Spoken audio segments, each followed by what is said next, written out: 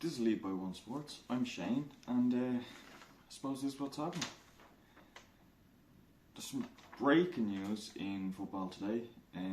Jürgen Klopp has retired, or is retiring, from Liverpool Football Club, or not just Liverpool, but retiring from football. An interview came out this morning, and then there was a press conference later in the day. But if you watch the interview, he's tired, and it's fair. He's been at the job 24 years, he's been with Liverpool for 9, he's won 7 trophies with a Premier League, Champions League, a FIFA Club World Cup, and then this year again he's still in the running for the Premier League and for 3 more trophies. So I suppose he's kind of done as much as he can do in football. Can you blame him? He said himself he could never see himself, or he will never coach another English football team, but for now he's never going to coach another team, and he can't see himself coaching another team, but things may change, so I suppose you can't blame him. But one of the strange things I thought was in the press conference, he was asked if he was going to help them find his replacement. Now, I don't know about you, but he's kind of set the club up as best as possible to go forward without him. The last thing he needs to be doing is then looking to find his own replacement. If he's already tired to the point he wants to retire, I wouldn't be putting him through that. But in other football, earlier in the week, the Irish women's under-17s had a brilliant win against Portugal. It was 1-0. But they were playing some nice intricate football, nice passing play, and in the 76th minute or something like that, Rebecca Devereux with the ball was passed into her just inside the box, and she had this beautiful touch from her right foot back inside to her left foot and swung the ball to the far post. Lovely goal. But that also backs up another win they had not so long ago against South Korea. They won 2-1, so those Irish ladies aren't doing too bad. But in other age grade sport, the under-19s cricket, the men's cricket World Cup, they had a tough game against India. It looked like it was going to be a challenge for them. They were bowling first, and India racked up 301 runs. I think it was 301 for 7 or something like that. But then, they conceded 100 of those runs in the final 10 overs. So it looked like they were getting tired, and the heat was kind of getting to them a small bit as well, because when they stepped up to bat in their innings, they were bowled out for 100 after 30 overs. So that wasn't quite what they were hoping for, I'm guessing. It'd be tough for them to progress in that World Cup.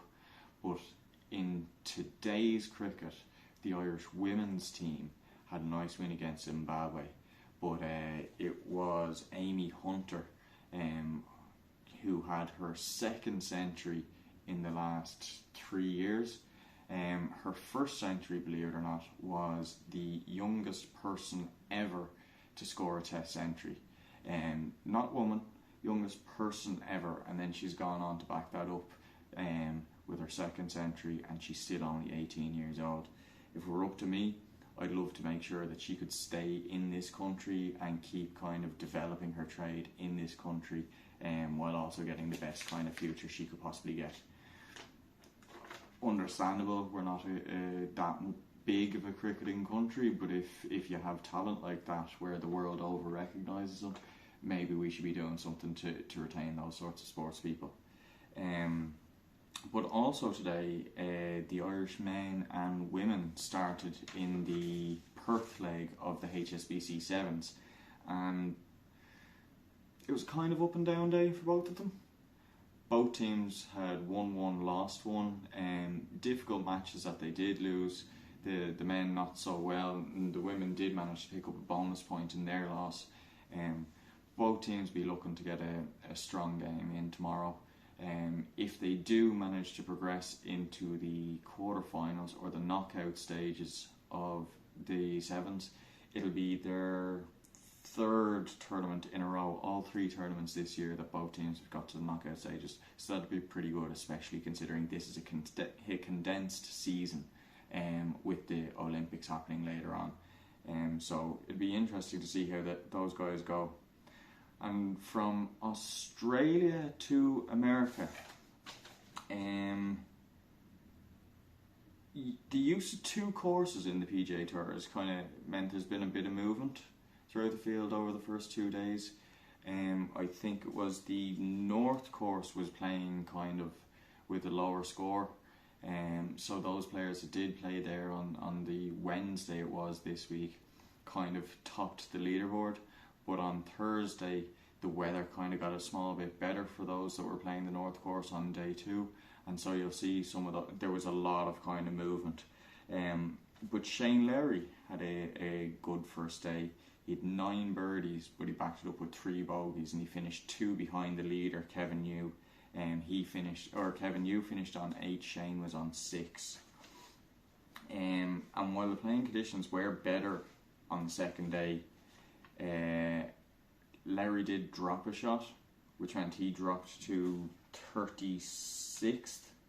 And he might have liked to be closer to your man Jaeger, who's in the lead on 12 under, but he will be happy to still be in the chase, because Seamus Power, although he had a better day on the second day playing the North course, he didn't quite get himself back into the cut, and so he was cut with a final score of even par after 2 days. But on the DP World Tour, Shinkwin topped the leaderboard on the first day. Respectable, 10 under, nice score, can't blame him for that. But Elvira and Olesen matched that on day 2 with a score of 10 under each there as well.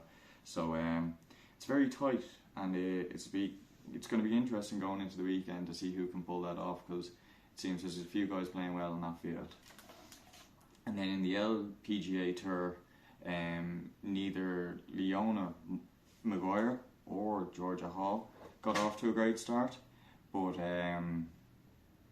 they were both over par after the first round. But Stephanie Meadow had a better day. She had 3 birdies, 2 bogeys, and she finished 1 under for the day. But Nelly Korda and Lydia Ko are in the lead with 6 under after day 1. So I'd like to see how the Irish can get on there, especially Stephanie. She's only 18 years old and she's doing that well to be even on the tour. So it's good to see she's that high up in the leaderboard. So I suppose later this weekend you've got more sport going on.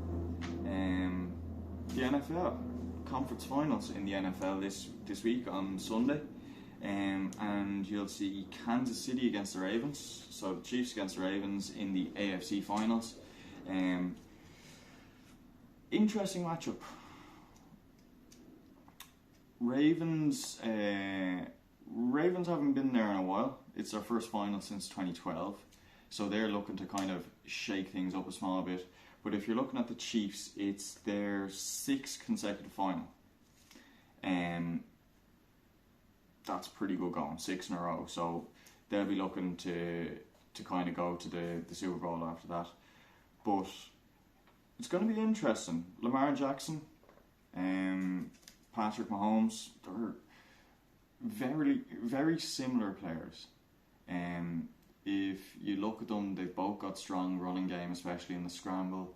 They've both got great passing game. But it'll be interesting to see now if we can get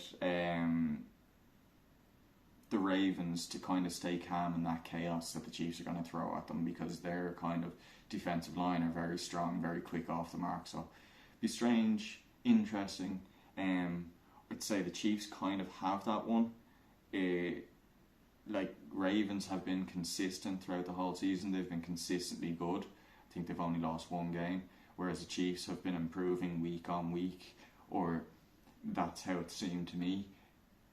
Last week was potentially their best game of the season, so you can only hope that they'll improve from there and go forward and potentially beat the Ravens this week. But then in the NFC, you've got the Lions and the 49ers. It's the 49ers' third consecutive finals as well. So they're going to want to go to the Super Bowl themselves. It's going to be bigger for them because it's more of a fairy tale season for the Lions. It's their first time in the finals in over 30 years. Both teams have it's similar in that it's a good matchup like the AFC, but I think this one is more going to come down to who's got the better defensive plays throughout it. Whereas you've got Lamar Jackson and Mahomes, they're going to be able to pick off passes and stuff like that, or who can scramble, who can make the most yards off running themselves. I think this one the Lions against the 49ers, I think could come down to who gets the more fumbles or who has the most interceptions. So it'll be interesting. But if Goff can pick off some of the plays that he's capable, we might just see another chapter in the fairy tale season that is this season for the Lions. And then to finish off, on another kind of a fairy tale moment, Newport County, the League 2 side, even bottom half of League 2 side this season, will be coming up against United in the FA Cup. They're getting to host United, and there's a number of Irish involved with Newport, so I look forward to seeing how they get on against some Premier League giants, I suppose you can say. So yeah, be interesting to see how they get on. But anyway,